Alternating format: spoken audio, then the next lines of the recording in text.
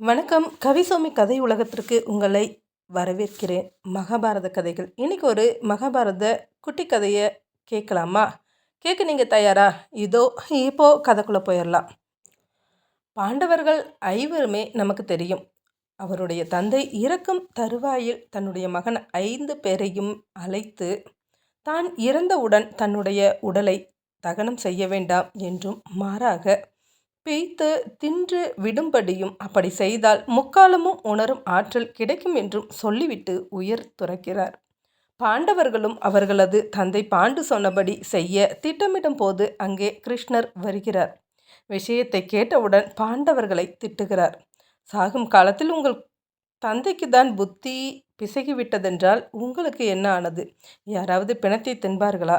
வாருங்கள், விறகு எடுத்து வந்து உங்கள் தந்தையை தகனம் செய்வோம் என்று பாண்டவர்களை அழைத்து செல்கிறார். மிருகங்கள் பாண்டுவின் உடலை இழுத்து சென்று விடாமல் இருக்க சகாதேவனை காவலுக்கு விட்டு செல்கிறார்கள். அவர்கள் அப்பால் போனவுடன் சகாதேவன் தன் தந்தையின் இறுதி வாக்கை மீற விரும்பாமல் அவரது சுண்டு விரலை மட்டும் உடைத்து தின்று விடுகிறான். உடனே அவனுக்கு முக்காலத்தையும் உணரும் சக்தி கிடைத்து விடுகிறது. விறகுகளை கஷ்டப்பட்டு தூக்கி வந்த பாண்டவர்கள் மிகவும் களைப்புடன் விறகு கற்றைகளை கீழே போட்டுவிட்டு களைப்பாக அமர்கிறார்கள்.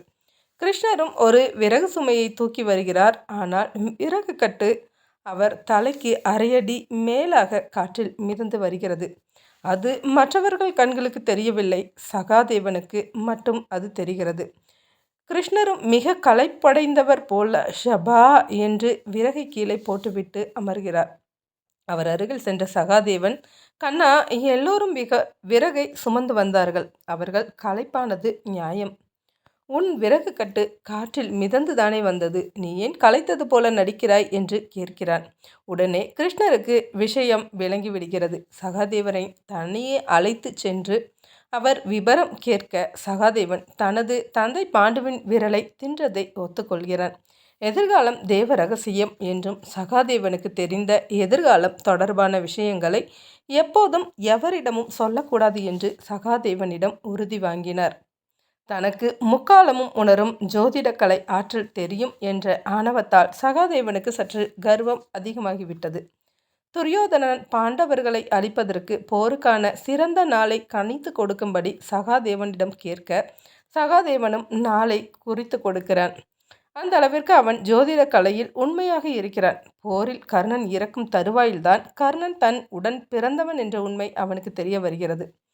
அதனால் தனக்கு தெரிந்த முக்காலமும் உணரும் ஜோதிட கலையில் இந்த உண்மையை தெரிந்து கொள்ள முடியவில்லையே என்று ஜோதிடத்தில் நம்பிக்கை இழக்கிறான். 18 நாள் நிகழ்ந்த குருஷேத்திர போர் முடிவடைந்த பின் சகாதேவன் கிருஷ்ணரை பார்த்து, கிருஷ்ணா, ஜோதிடம் என்பது பொய்தானே என்று கேட்கிறான். அதற்கு கிருஷ்ணன், ஜோதிடத்தில் அனைத்தும் அறிந்த நீயே இப்படி கூறலாமா என்று சொல்கிறார். ஜோதிடத்தில் அனைவரும் பிறப்பு ரகசியமும் என் கணிதத்தில் தெரிந்து கொண்டேன். ஆனால் கர்ணன் என் உடன் பிறந்தவன் என்ற ரகசியம் என் ஜோதிட கணிதத்தில் வரவில்லை. அப்படியென்றால் ஜோதிடம் பொய்தானே கிருஷ்ணா என்று மீண்டும் கேள்வி கேட்கிறான் சகாதேவன். அனைத்தையும் நீ ஜோதிடத்தில் தெரிந்து கொண்டால் பிறகு நான் எதற்கு? கர்வம் அடங்கியது சகாதேவனுக்கு. இந்த கதை உங்களுக்கு பிடிச்சிருக்குதா? நம்மையும் தாண்டி இறைவ சக்தி என்று ஒன்று இருக்கிறது.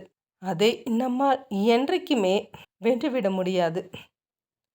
எனக்கு இந்த கதை படிக்கும்போது ரொம்ப பிடிச்சிது. இதை உங்ககிட்ட நான் ஷேர் பண்ண ஆசைப்பட்டேன். இன்றைக்கி சொல்லியிருக்கிறேன். உங்களுக்கு பிடிச்சிருந்ததுன்னா லைக் பண்ணுங்கள், கமெண்ட் பண்ணுங்கள், சப்ஸ்கிரைப் பண்ணுங்கள். இது போல் குட்டி குட்டி கதைகளை கேட்க என்னோடய சேனலை தொடர்ந்து ஃபாலோ பண்ணுங்கள். நன்றி.